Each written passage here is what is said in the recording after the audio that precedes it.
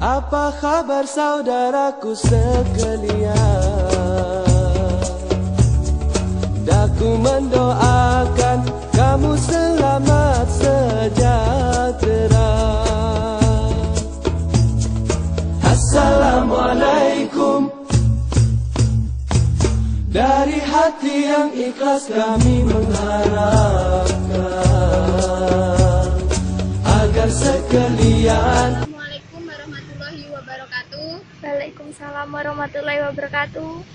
Alhamdulillahirrabbilalamin. Wassalatu wassalamu ala asrofil anbiya'i wal mursalin Sayyidina wa maulana Muhammadin wa ala alihi wa sahbihi ajmain, amma ba'du.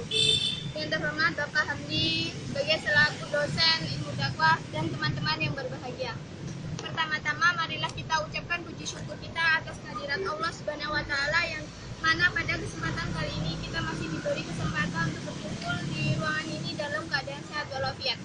Kedua kalinya sholawat serta salam kita junjungan kepada Nabi Agung Muhammad Shallallahu Alaihi Wasallam yang mana yang kita nantikan syafaatnya di yaumul qiyamah. Allahumma amin. Teman-teman yang berbahagia, perkenankanlah saya berdiri di sini untuk menyampaikan sepatah dua patah kata mengenai berbakti kepada orang tua. Teman-teman yang berbahagia, sesungguhnya tiada orang yang paling berjasa dalam hidup kita sebagai seorang anak, yaitu berbakti kepada orang tua. Berbakti kepada kedua orang tua kita merupakan suatu keharusan bagi kita. Allah tidak ada orang yang berbuat maksiat kepada orang tua kecuali orang-orang yang berperangai buruk dan kasar. Allah Subhanahu wa taala beserta para ulama beserta para rasulnya menekankan kepada kita untuk memperhatikan kedua orang tua kita dan berbakti kepada orang tua kita. Banyak surat-surat ayat Al-Quran yang menjelaskan tentang berbakti kepada orang tua dan akibat mendurhakainya. Teman-teman yang berbahagia, sesungguhnya berbakti kepada orang tua merupakan suatu keharusan bagi kaum muslimin dan muslimah.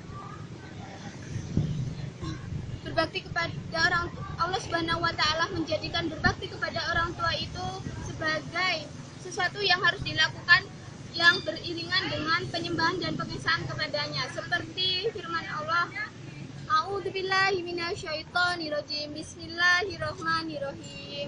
Wa qadara rabbuka alla ta'budu illa iyyahu wa bil walidayni ihsan. Yang artinya, dan Tuhanmu menyuruh supaya kamu jangan menyembah selain Allah dan berbuatlah baik kepada ibu dan bapakmu sebaik-baiknya. Quran surat Al-Isra ayat 23. Teman-teman yang oleh karena itu maka kewajiban kita sebagai seorang anak yaitu kita dapat mempergauli kedua orang tua kita dengan berkata yang lemah lembut, sopan, dan larangan kita adalah tidak menyakiti hati perasaan orang tua kita. Kenapa kita harus berbakti kepada kedua orang tua kita? Karena mereka telah merawat kita, menjaga kita dari kecil hingga dewasa ini. Ibu yang telah mengandung kita selama 9 bulan, ibu yang telah melahirkan kita, ibu yang telah menyusui kita selama 2 tahun, ibu yang telah menyiapkan kita ketika kita mau makan dan ketika kita mau minum dan menjaga kita ketika kita sedang tidur. Kemudian ayah yang mencari nafkah dan rezeki yang halal, tidak mengenal panas, tidak mengenal hujan. Lantas bagaimana cara kita berbakti kepada orang tua kita? Teman-teman ada yang tahu? Enggak. Jawabannya sederhana, yaitu seperti kita mengerjakan apa yang dikatakan. Lantas bagaimana cara kita berbakti kepada orang tua? Teman-teman ada yang tahu? Yaitu jawabannya sederhana, seperti apa yang dikatakan Luqman kepada anaknya, yaitu janganlah engkau menyekutukan Allah, karena menyekutukan Allah merupakan adalah dosa besar. Teman-teman yang berbahagia, jika kedua orang tua kita menyuruh kita untuk berbuat syirik, hendaklah kita mengelaknya. Namun kita mengelaknya itu juga tidak boleh dengan perkataan yang kasar, tetapi dengan perkataan yang lemah dan lembut.